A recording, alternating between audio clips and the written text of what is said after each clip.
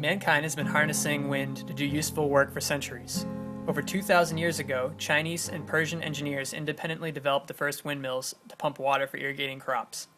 Windmills first appeared in Europe during medieval times, where they were used for agricultural and industrial purposes. This windmill is an example of a classic Dutch-style windmill built in the 1800s. The blades were once covered with canvas to catch the wind.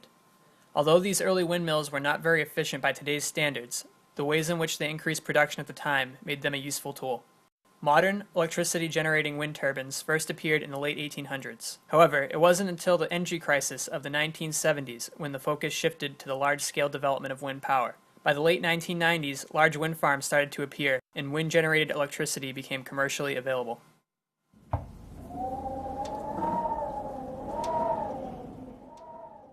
Modern wind turbines consist of three parts: rotor blades, nacelle, and tower. Most wind turbines have three rotor blades that can be up to 100 feet long. The blades convert wind energy into mechanical energy. Wind turbine blades look much like an airplane wing. They're curved on the top and flat on the bottom. The air flowing over the top of the blade has to take a slightly longer path and therefore move faster in order to keep up with the air flowing under the blade. Bernoulli's principle dictates that this difference in airspeed will create a pressure difference to develop across the blade. This pressure difference is the origin of the lifting force that allows for the blades of the turbine to rotate. The nacelle houses the inner workings of the wind turbine that are responsible for electrical power generation. All three rotor blades are attached at the hub. The hub slowly turns a shaft connected to the gearbox, which turns a faster shaft in order to power the electrical generator. Electrical power is then distributed to customers via the electrical grid.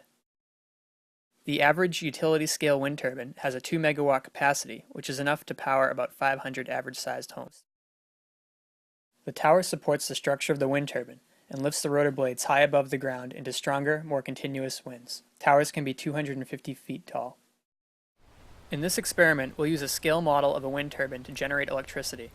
This particular model is 2.5 feet tall, with 1 foot long blades. This is about 100 times smaller than the average utility-sized turbine.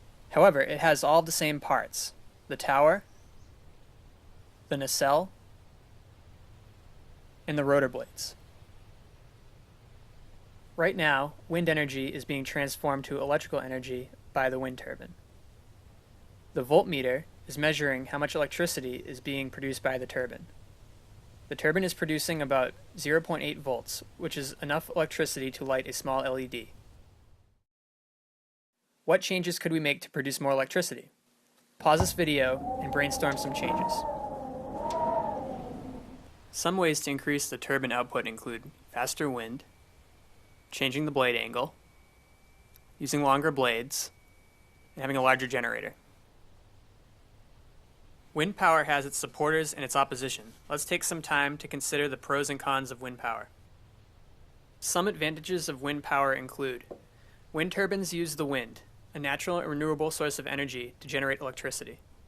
Fossil fuels are required to produce and construct wind turbines, but they're no longer a factor once the turbine is up and running. Most wind power costs are associated with turbine installation. Wind turbines can be constructed almost anywhere there are consistent and favorable winds. Some disadvantages of wind power include: presently, wind power infrastructure is only capable of supplementing other non-renewable technologies. Studies suggest that the noise and light flicker from wind turbines may cause illness in people who live close by. Some environmentalists believe that large wind farms can impact the behavior of local wildlife. Construction of wind turbines does not affect all local residents equally. Some may obstruct views and decrease property values. Do the global benefits of wind power outweigh the local downsides? This is a question for all of us to discuss as we face the uncertain future of our environment and energy needs.